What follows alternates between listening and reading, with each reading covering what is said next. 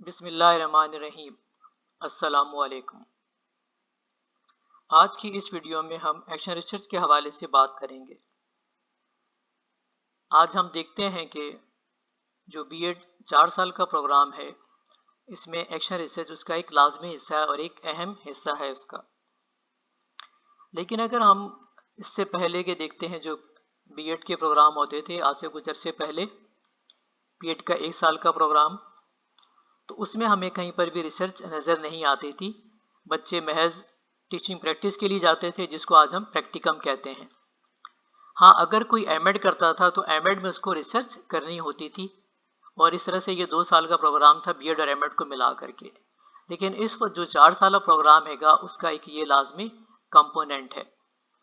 और मैं इसको ये समझता हूँ कि दरअसल जो एक्शन रिसर्च है, वो जो बीएड 4 साल प्रोग्राम का प्रैक्टिकम है, उसी का ये एक एक्सटेंडेड वर्जन है। ये उससे कुछ अलग नहीं है, कोई अलग से कोई मज़ीद कोई एक्टिविटी उस तरह से नहीं समझी जानी चाहिए, इसको कोई रिसर्च नहीं समझना चाहिए। दरअसल ये एक रिफ्लेक्टिव प्रैक्टिस है, और उसका मकसद बुनियादी तौर पर यही है कि जो स्टूडेंट जाते हैं उनके अंदर ये आदत पैदा हो कि वो जो कुछ भी काम करते हैं, जो अपने एक्शंस करते हैं, जो कुछ पढ़ाते हैं, उसके ऊपर रिफ्लेक्ट करें और उनके अंदर इस तरीके से इम्प्रूवमेंट और बेहतरी आए।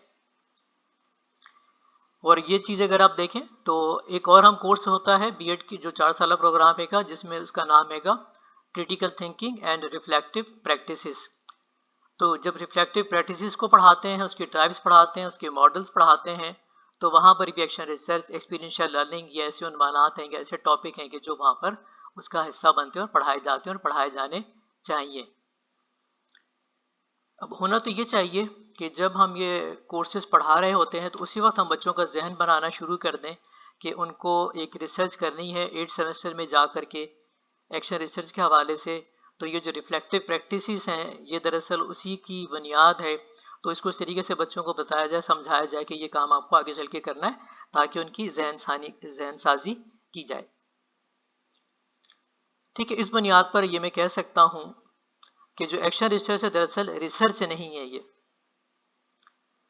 ठीक है, क्योंकि ये रिसर्चर नहीं करते, बल्कि ये प्रैक्टिशनर्स, प्रोफेशनल्स या टीचर्स करते हैं, जिसका बुनियादी मकसद अपने काम में बेहतरी लाना होता है। ठीक है, जब हम रिसर्च की बात करते हैं तो रिसर्च में दरअसल मुराद मकसद जो होता है वो हमें एक्सटेंशन ऑफ नॉलेज होती है।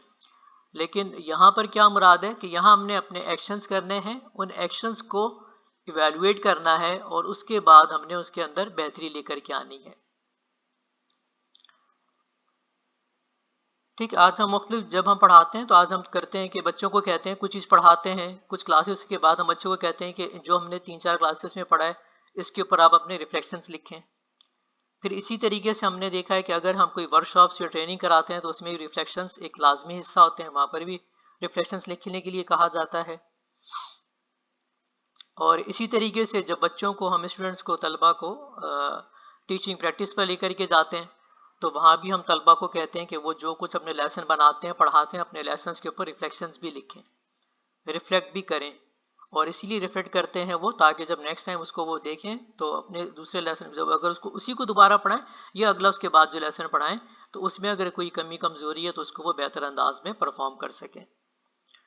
और सिंपली हम ये भी कह सकते हैं कि हम अपने रोज़मर्रा काम के जो भी काम कर रहे होते हैं, उसमें हम ये काम कर ही रहे होते हैं, कि हम जो भी अपना काम करते हैं उसके ऊपर हम रिफ्लेक्ट करते हैं, हम उस पर गौर करते हैं, और फिर उसके नतीजे में हम उसको बेहतर अंदाज में करने की कोशिश करते हैं। अब सिर्फ फ़र्क ये हो जाता है कि ये काम एक मुनज़्ज़म अंदाज में नहीं करते, सिस्टमेटिक वे में नहीं करते, ठीक है, ऑर्गेनाइज्ड वे में नहीं करते, या उसको इस तरह से कह लीजिए कि साइंसी तरीके से नहीं करते। अब अगर ये जो काम हम कर रहे होते हैं, जो रिफ्लेक्शंस कर रहे होते हैं, हम इसको डॉक्यूमेंट करें और हम इसको एक साइंटिफिक वे में करें, ऑर्गेनाइज वे में करें, तो ये एक तरह की रिसर्च बन जाती है।